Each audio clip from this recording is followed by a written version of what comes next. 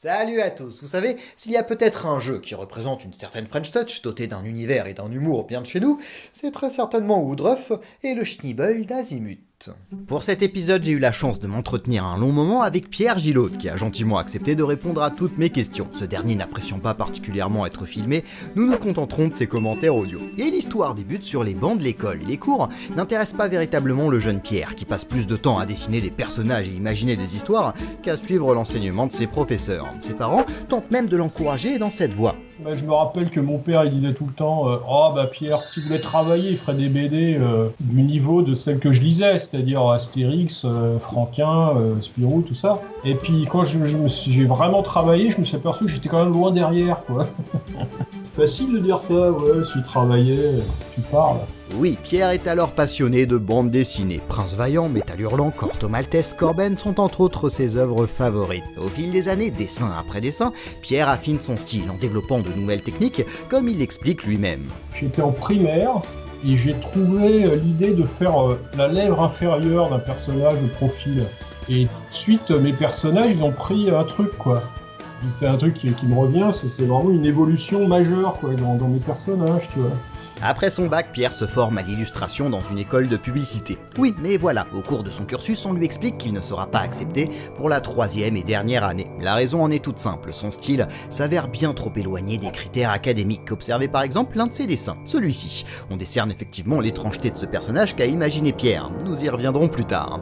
Le voilà enchaîner les petits boulots d'intérim. Usine, livraison, imprimerie, rien ne lui permettant véritablement de s'épanouir. C'est alors qu'au cours d'un stage de mise en page pour Mac, il découvre ébahi l'informatique. Plus encore, ce sont bien les logiciels de dessin qui le fascinent. Passant presque plus de temps sur ces derniers qu'à travailler, un collègue lui conseille de postuler chez Cocktail Vision, une boîte développant des jeux vidéo. Ne sachant pas vraiment de quoi il s'agit, Pierre propose sa candidature, est engagé, et c'est une nouvelle découverte, celui du monde du jeu vidéo. Ce passionné de bande dessinée et de cinéma d'animation est subjugué à son goût. L'interactivité proposée par le jeu vidéo offre tout un champ de possibilités. Son temps libre, il le passe alors sur une conversion de R-Type et sur Peretro Iskar, un puzzle game assez simpliste de l'époque.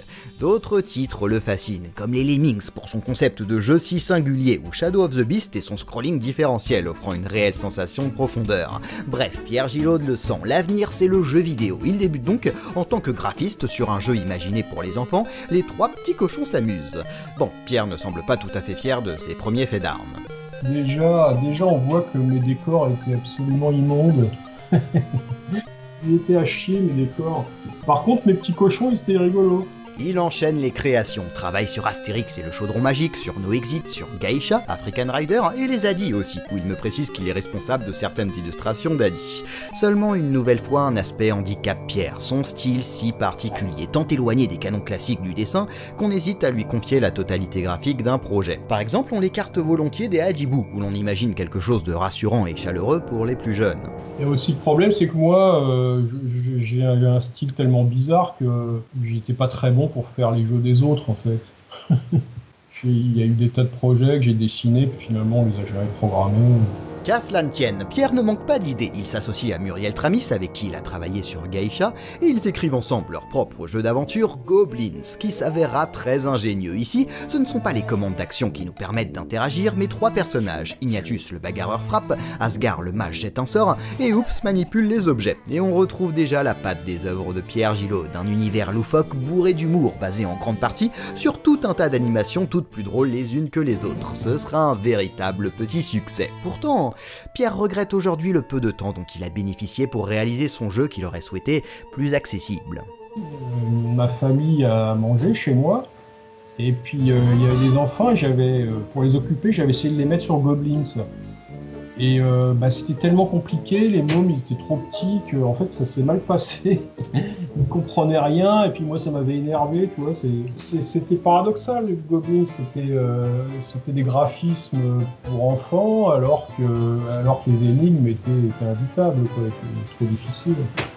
On imagine la déception de Pierre face aux enfants qui ne parviennent pas à résoudre les énigmes qu'il avait imaginées. Mais Goblins, c'est un jeu de réflexion qui nécessite patience et observation. Et honnêtement, comme il se déroule tableau par tableau et que donc les possibilités sont limitées, il n'est pas aussi difficile que le prétend Pierre. D'ailleurs, le public accrochera et 2 autres épisodes suivront. Celui dont Pierre est aujourd'hui le plus fier, c'est le 3e avec le personnage de Blount qui se transforme la nuit en Blound-Garou. Mais faisons un petit détour par Goblins 2, où l'un des personnages jouables, Winkle, n'est autre que le personnage qu'avait imaginé quelques années auparavant Pierre. Il ne me cache pas que justement il appréciait tout particulièrement le design de ce personnage et qu'il était très fier de pouvoir l'intégrer à l'un de ses jeux. Pendant le développement des différents Goblins, quelques titres venant des États-Unis ont révolutionné le jeu d'aventure. Ce sont ceux des productions LucasArts, et Pierre, comme tant d'autres, a eu le temps de tomber sous le charme d'un certain Monkey Island imaginé par Ron Gilbert.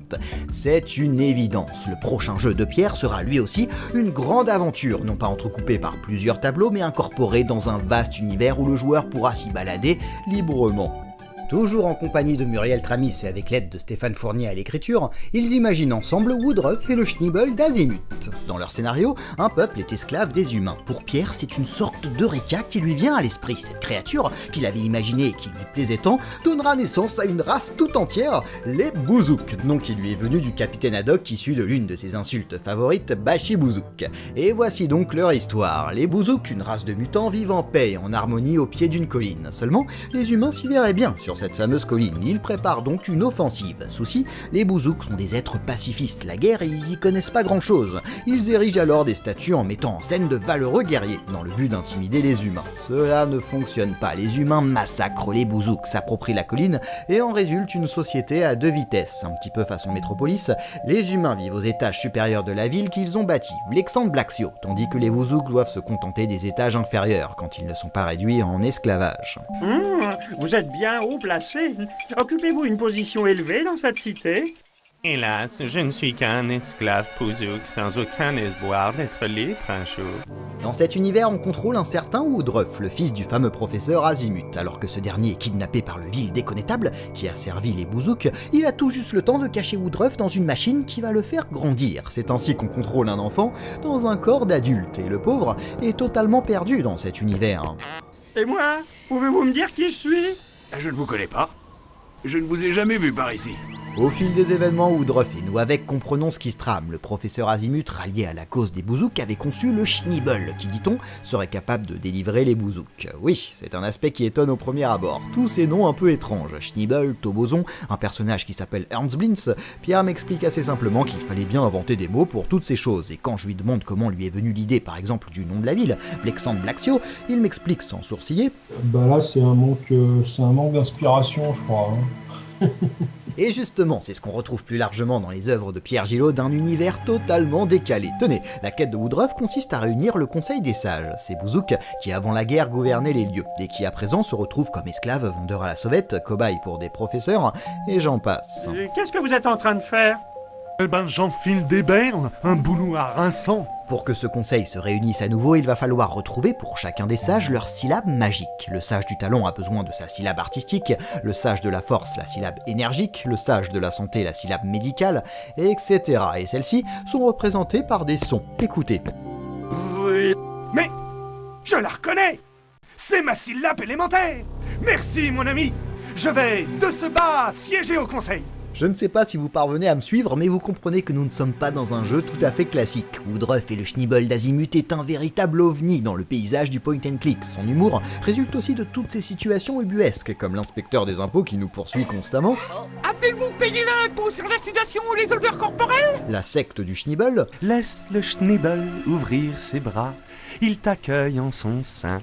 De plus, nous acceptons les cartes de crédit. Les lourdeurs administratives, voici ce dont nous avons besoin pour obtenir un certificat pour travailler. Pour cela, il faut tout d'abord mesurer votre taux de pollution. Ramenez-moi d'abord un échantillon de votre haleine dans un container homologué. Seulement, il y a un hic. Univers de Pierre Gillot d'oblige, les énigmes sont tout aussi déjantées que l'intrigue, ce qui donne un jeu tout de même difficile, parfois même tordu face à certains puzzles à la résolution assez hasardeuse. Je pense que paradoxalement, c'est ce qui fait que Woodruff et le Schnibbel d'Azimut est tant apprécié. apprécié. Il faut savoir que vous êtes nombreux à m'avoir réclamé un épisode sur ce jeu. Forcément, l'univers de Woodruff ne peut laisser indifférent. Le personnage a encore de nombreux fans passionnés par son univers. Mais cela a aussi eu l'effet de laisser de côté un certain public. Tout le monde n'est pas sensible à cet humour et surtout la trop grande difficulté du jeu en aura rebuté plus d'un. Pierre me confie qu'il aurait souhaité davantage de temps pour améliorer, tester Woodruff, corriger tout un tas de choses, pour faire en sorte qu'il soit plus accessible. Il n'en reste pas moins tout à fait singulier, certains le définissant comme l'aboutissement du point and click à la française. Woodruff et le Schneeball d'Azimut possèdent une patte, des personnages charismatiques, un univers déjanté qui le rendent si attachant. Je vous propose de conclure sur quelques anecdotes que m'a confié Pierre. La première, c'est qu'ils ont fait preuve de dérision tout au long du développement, jusqu'à intégrer le graphiste de l'équipe, Christian Lally, au sein du jeu.